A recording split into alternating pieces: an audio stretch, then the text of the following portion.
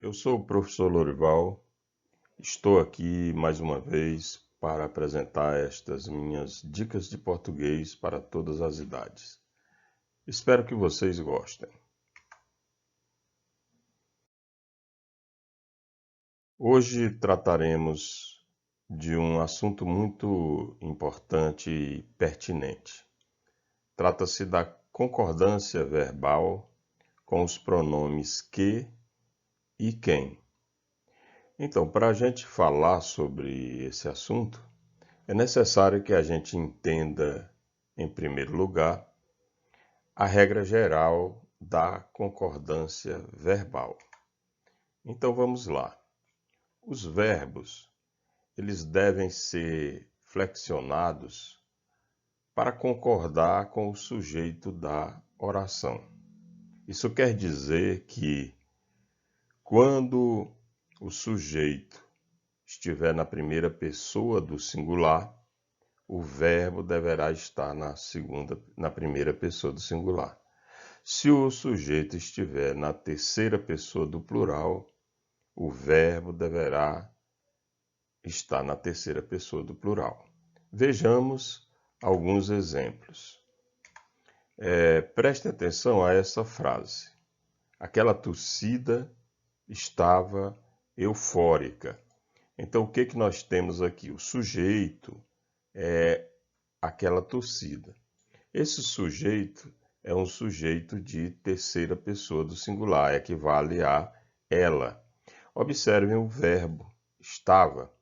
Então, o verbo fica na terceira pessoa do singular porque o sujeito está na terceira pessoa do singular. Se o sujeito passar para a terceira pessoa do plural, como por exemplo nessa frase, aquelas torcidas estavam eufóricas. O verbo ficará na terceira pessoa do plural. Então isso é a regra geral da concordância verbal.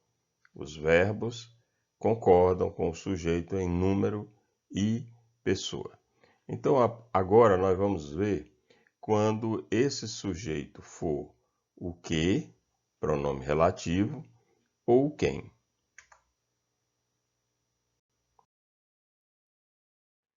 O pronome relativo, ele é a palavra que sempre está se relacionando com um termo que é chamado de termo antecedente. É importante a gente saber disso.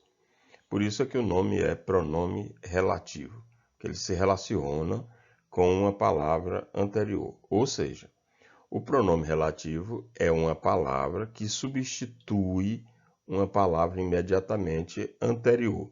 Essa palavra que fica imediatamente anterior ao pronome é o que a gente chama de antecedente.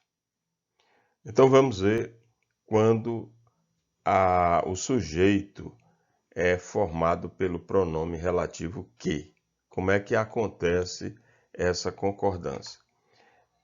No geral, o verbo vai concordar com o antecedente que foi recuperado pelo pronome relativo, ou seja, o termo antecedente que é substituído pelo pronome relativo é que vai fazer a concordância com o verbo.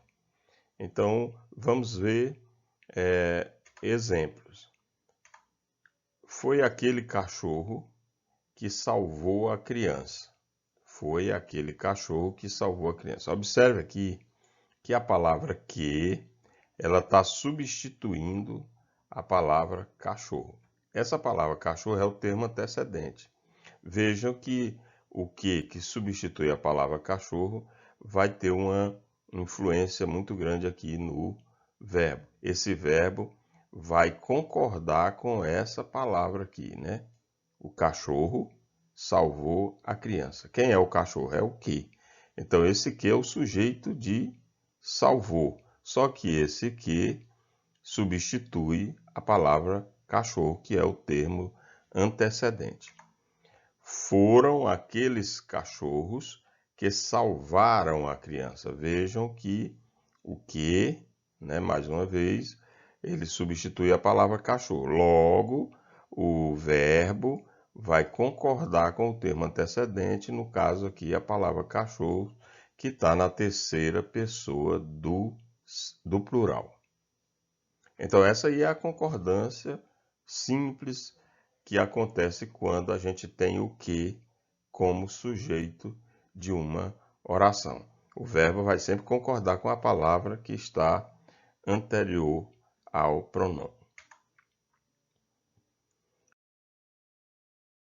Agora vamos ver quando o sujeito for o pronome quem. Nesse caso, né, quando o sujeito é o pronome relativo quem, a concordância se dá de duas formas.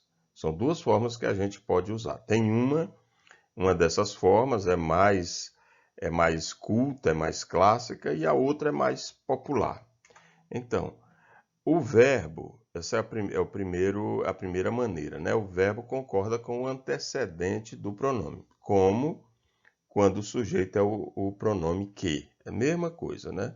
É como se fosse o que, né? Vai acontecer a mesma coisa quando o verbo concorda com o termo antecedente. Olha, fomos nós quem vimos. Observe que o verbo aqui está concordando com a palavra antecedente ao pronome.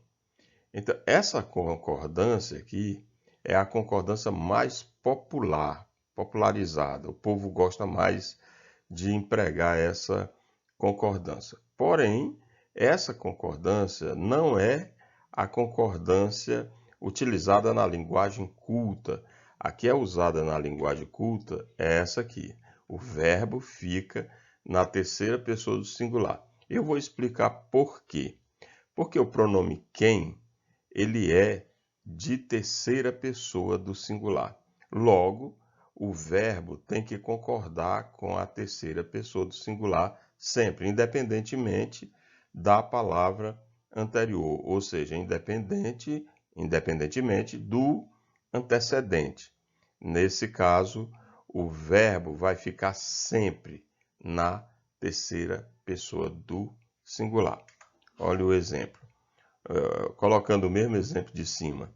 Essa aqui é a forma mais clássica, mais culta, né? Linguagem culta. É a mais utilizada pelos grandes autores, né? Fomos nós quem viu. Observem que aqui nós temos nós, aqui nós dissemos, fomos nós quem vimos. E aqui fomos nós quem viu. Isso mostra que o verbo aqui, ele está concordando com o quem, que é uma palavra de terceira pessoa. E mais um detalhe, o quem sempre se refere a pessoas. O que se refere a coisas, se refere a lugar, se refere a pessoas. Mas o quem, ele só se refere a pessoas. Então, por isso, é uma palavra de terceira pessoa. E nesse caso, o verbo vai ficar sempre inalterável. Você pode dizer, fui eu quem viu. Foste tu quem viu. Fomos nós quem viu. Fostes vós quem viu. Ou seja, utilizando por essa ideia, o verbo aqui fica sempre na terceira pessoa do singular, concordando com o pronome quem, que é um pronome de terceira pessoa. Então, essa é a concordância que se faz com esses dois pronomes, o pronome que e o pronome quem. Lembrando que o pronome que, como a gente já viu em outro vídeo, ele tem como referente pessoas, coisas e lugar. E o quem tem como referente apenas pessoas. Isso é um detalhe importante para a gente compreender. Mas aqui no caso, a gente pode tanto optar por uma ou por outra, né? Agora, essa forma, a segunda maneira é a maneira mais culta, mais clássica do emprego desses pronomes nesse tipo de concordância. Então era isso que eu queria apresentar e até o próximo vídeo.